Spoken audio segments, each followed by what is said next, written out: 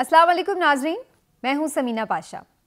आज 2-3 अहम मौज़ूआत के हवाले से गुफ्तगू करेंगे। थोड़ी सी कोशिश करूंगी कि कुछ चीज़ें जो बहुत ज़्यादा रहती हैं ख़बरों में, स्पेकुलेशंस रहती हैं और बड़ा लोग गलत उसको मिस इंटरप्रेट करके और डिस इन्फॉर्मेशन फैलाते हैं, तो उस हवाले से भी थोड़ी सी चीज़ों को क्लैरिटी देने की कोशिश करें।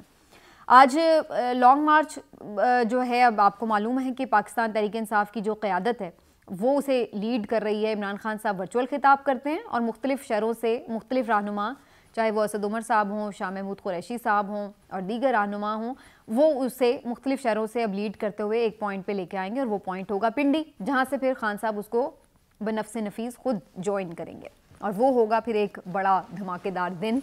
लेकिन बहरहाल उस पर ये जो लॉन्ग मार्च है अब कहाँ तक पहुँचा और खान साहब के बगैर लॉन्ग मार्च की क्या सिचुएशन है, इसके ऊपर थोड़ा सा आपको बताएंगे और थोड़ा सा ये भी बताएंगे कि शहबाज शरीफ साहब के मामले के ऊपर जो डेली मेल के ऊपर उन्होंने दावा किया था हद तक के इज़्ज़त का, और जो सारी स्टोरी थी डेली मेल की जो कि एक बरतानवी अखबार है उसकी जानिब से शाया की गई थी, उसकी हकीकत क्या थी और उसके ऊपर दोनों जानिब से कैसे प्रोपेगेंडा किया गया, किसकी बात ज़्यादा हकीकत से करीब तर थी, उसके हवाले से भी आज के वीलॉग में आपसे बात करेंगे। थोड़ा वक्त बचा तो आखिर में मेजर साहब की बात करेंगे, मेजर हमीद रोखड़ी साहब की, जो कि एकदम बड़े लाइमलाइट में आ गए हैं, तो वो क्या कहानी है उसके ऊपर भी बात करेंगे। सबसे पहले बात कर लेते हैं जनाब लॉन्ग मार्च के हवाले से। लोगों का ख्याल था कि जब ये हमला हुआ है और खान साहब खुद फिज़िकली मौजूद नहीं होंगे लीड करने के लिए इस लॉन्ग मार्च को, तो शायद लोग उतनी बड़ी तादाद में नहीं निकलेंगे और ज़्यादातर लोगों का ख्याल था कि लॉन्ग मार्च जो है वो ठुस हो गया है। बल्कि कुछ लोगों का तो ये भी ख्याल था कि शायद फौरी तौर पर लॉन्ग मार्च रिज्यूम ही नहीं होगा, बल्कि अब फिर ये एक लंबा बीच में गैप आ जाएगा और खान साहब फिर किसी दूसरे वक्त पर उसको वहीं से रिज्यूम करेंगे।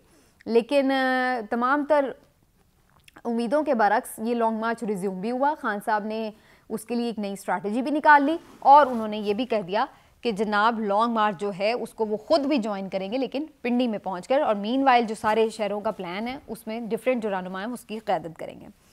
अच्छा, अब ये वज़ीराबाद में कल जब शाह महमूद कुरैशी साहब पहुंचे, वहाँ पर जो लोगों का काफ़ी मजमा था, अच्छा क्राउड था, वो मेरे लिए पहले तो मैं सोच रही थी कि शायद वहाँ पे फायरिंग का वाक़या हुआ है तो शायद लोग खौफज़दा भी हों, उस तरह से ना मौजूद हों, लेकिन मुझे लगा कि वहाँ पर लोग अच्छी खासी तादाद में आए हुए थे और लोग शायद ये ही तासुर रद्द करने आए हुए थे कि भाई कोई खौफज़दा हो गया है, और लोगों ने वहाँ पर आकर खान साहब से इज़हार यकजहती भी किया और उसके साथ साथ जो लॉन्ग मार्च की कंटिन्यूटी है उसके लिए एक बड़ा, जिसको कहते हैं ना आप, फाउंडेशन भी रख दी।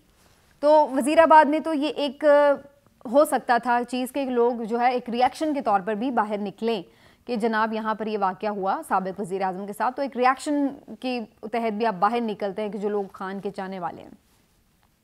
लेकिन उसके बाद बड़ी अजीब सूरत हाल हुई। मैं ज़्यादा जो हैरान हुई वो गुजरात के पॉइंट पर हुई। जो गुजरात के मैंने मनाज़र आज देखे वो मेरे लिए बड़े हैरान कुन थे और मैं थोड़ा सा इसको रिकॉर्ड पे भी ले आऊँ कि मेरा ज़ाती ख्याल ये है कि चौधरी परवेज़ इलाही साहब खान साहब के साथ ज़रूर हैं, लेकिन वो 100% साथ नहीं है। मेरा ज़ाती एनालिसिस उस वक्त भी यही था जब वो अचानक से PDM को छोड़कर खान साहब की तरफ आ गए थे, वो वाली बस में चढ़ते चढ़ते इस बस में सवार हो गए थे। मेरा अभी भी अपना अंदाज़ा यही है कि शायद किसी मौके पर आगे जाकर परवेज़ इलाही साहब खान साहब के लिए उस कदर ट्रस्ट वर्दी साबित ना हो, उस तरह से उनके लिए वो काम करने के लिए मुख्तलिफ काम करने में शायद उस तरह से उनके हेल्पफुल ना हो जो कि उन्हें होना चाहिए। देखिए, अगर चौधरी परवेज़ इलाही साहब ने उसूल की बुनियाद पर खान साहब को ज्वाइन किया होता ना, तो वो फिर JDA की तरह ज्वाइन करते उन्हें।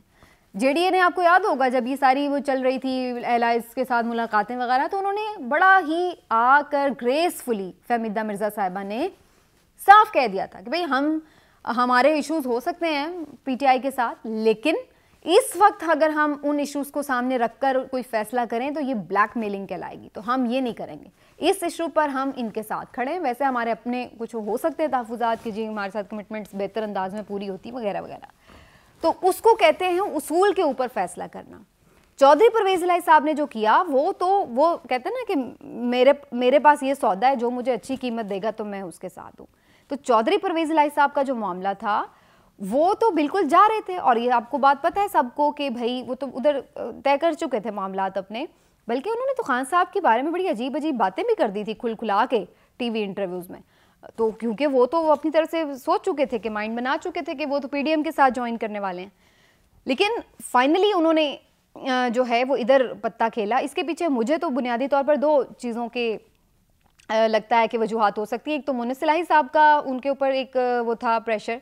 ज़ाहिर सी बात है मोनिस इलाही साहब एक यंग कंपैरेटिवली सियासी लीडर हैं, खान साहब की कैबिनेट में थे और वो आवाम का जो एक रिस्पांस था और ये वो इसको भी देख रहे थे कि हम कहीं अनपॉपुलर साइड पे ना चले जाएं। तो ये चीज़ें उनकी एक दानिशमंदाना फ़ैसला कह लें या सियासी उनकी बसीरत जो भी आप कह लें, तो वो इस लिहाज से उन्हें परवेज़ इलाही साहब को कन्विंस कर रहे थे। दूसरा कहीं ना कहीं मुझे लगता है कि ये चीज़ भी थी कि बहुत से कॉरिडोर्स में ये बात भी थी कि अपना ही एक बंदा यहाँ पर रहे। प्लीज़ इस बात को अंडरस्टैंड करें कि खान साहब को 100% आउट भी करना और खान साहब को 100% सूबा दे भी देना, दोनों ही ख़तरनाक मामला थे। तो इस वजह से एक अपना ही एक ऐसा बंदा जो कि चलो पूरी तरह उनका भी नहीं तो पूरी तरह उधर का भी नहीं वाला मामला एक अच्छा ब्रिज बन सकता है चीज़ों के लिए, और वो हम देख रहे हैं बहुत सारे इवन FIR के मामले में आप देख लें, परवेज़ इलाही साहब जो हैं वो क्लियर कट उस तरह से नहीं है। जब भी खान साहब किसी हवाले से तनकीद कर रहे होते हैं तो फ़ौरी उनका ट्वीट आ जाता है कि नहीं जी हम तो ये और वो, और ख़ास तौर पर आर्मी चीफ़ की जो मदहा सराई है उसके ट्वीट्स जो वो करते हैं, तो वो ये सारी चीज़ें, तो इससे वो पता लग रहा है कि वो अपनी उधर की जो वो कहते हैं ना विकेट के दोनों तरफ खेलने वाली सिचुएशन है वो है। लेकिन अब ये कम से कम ज़रूर हो गया है कि चलें फेंटी अगर लगा नहीं सकते PMLN वालों को तो फेंटी खा भी नहीं रहे PTI वाले। तो इस हद तक तो पंजाब हुकूमत ने उन्हें कम से कम तहफ़्फ़ुज़ दे ही दिया है कि उस तरीके की फेंटी नहीं लग रही इनकी जैसे पहले लग रही थी। लेकिन बाकी अगर आप ये कहें कि जी पंजाब हुकूमत टोटल इनके कंट्रोल में और हर चीज़ पावर में इनके हाथ में है, तो वो उस तरह वाला सीन आपको भी पता है कि नहीं है। और आगे भी मुझे ये लग रहा है कि बहुत सारे अहम मौक़ों पर चौधरी परवेज़ इलाही साहब शायद उस तरीके से उम्मीदों पर पूरा नहीं उतरेंगे, और शायद इस बात का अंदाज़ा खान साहब को भी होगा। लेकिन वो चूँकि एक बड़ी जंग लड़ रहे हैं तो उसमें छोटी मोटी मसलहतें कर रहे हैं, तो उसमें वो इस वक्त उनका साथ ज़रूरी है, वरना फिर पंजाब हुकूमत जो है वो जाती है, जिससे फिर इनको मज़ीद अपनी तहरीक को आगे रखना मुश्किल हो जाएगा। तो खान साहब भी शायद इसी वजह से थोड़ा सा उसको इस पर ज़्यादा बात नहीं करते। लेकिन मैं ये हैरान हुई कि Gujarat, coming back to long march, के गुजरात में जिस तरह का रिसेप्शन मिला है ये एक बड़ी हैरान कुन बात थी। चौधरियों का ये बेसिकली गढ़ है और उसमें PTI के लिए इतना ज़्यादा जिसको कहते हैं जोश जज्बा, ये बड़ा अनयूजुअल था।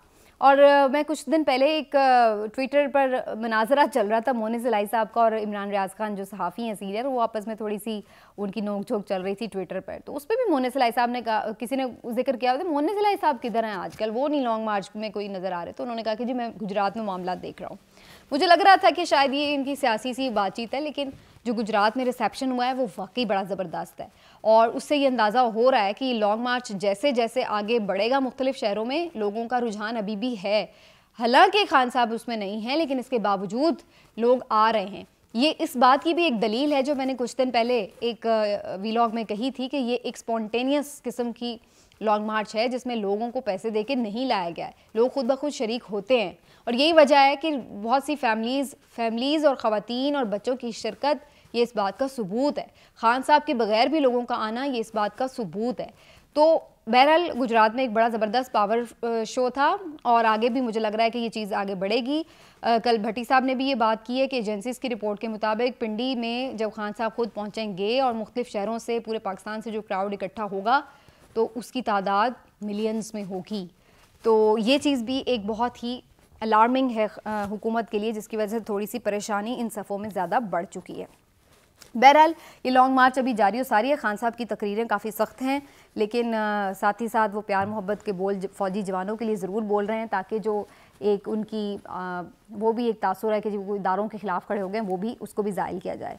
लेकिन बहरहाल अभी फ़िलहाल ये लॉन्ग मार्च जारी है। इसके साथ साथ ये भी ख़तरा ज़ाहिर किया जा रहा है कि एक दोबारा कोई अटैक हो सकता है, और ख़ान साहब के लिए इसी वजह से ज़मान पार्क में इस वक्त वो लाहौर में मौजूद हैं और वहाँ पर स्पेशल सिक्योरिटी अरेंजमेंट्स कर लिए गए हैं, स्पेशल कमांडोज़ वहाँ पर तैनात कर दिए गए हैं, स्पेशल वहाँ पर बंकर्स बना दिए गए हैं।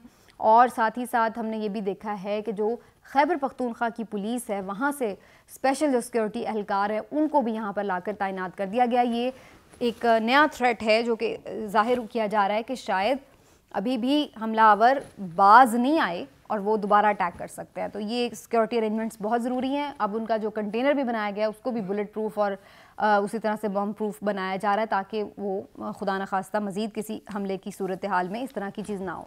फिर भी मैं हैरान हूँ कि इस तरह की बातों के बावजूद भी लोग जो है वो रोड पर है उनके साथ। आ जाते हैं जी शहबाज शरीफ साहब की स्टोरी के हवाले से। शहबाज शरीफ साहब के ऊपर आपको याद होगा, डेली मेल एक बरतानवी अखबार ने ये स्टोरी की थी कि जी ज़लज़ला ज़दगान के हवाले से जो उन्हें इमदाद दी गई थी वो उन्होंने अपने ज़ाती अकाउंट में जो है वो पैसे रख लिए, वो अवाम तक नहीं पहुंची, वो खुर्द बुर्द हो गई। शहबाज शरीफ साहब ने इसके ऊपर जनाब कहा कि जी ये फेक स्टोरी इन्होंने किया, झूठ फैलाया, प्रोपेगेंडा किया है, हद तक इज़्ज़त का उनके ऊपर मुकदमा कर दिया। और आपको ही मालूम है कि बरतानिया में हद तक इज़्ज़त के जो कवानीन हैं वो बहुत सख्त हैं और बड़े भारी जुर्माने लोगों को अदा करने पड़ते हैं।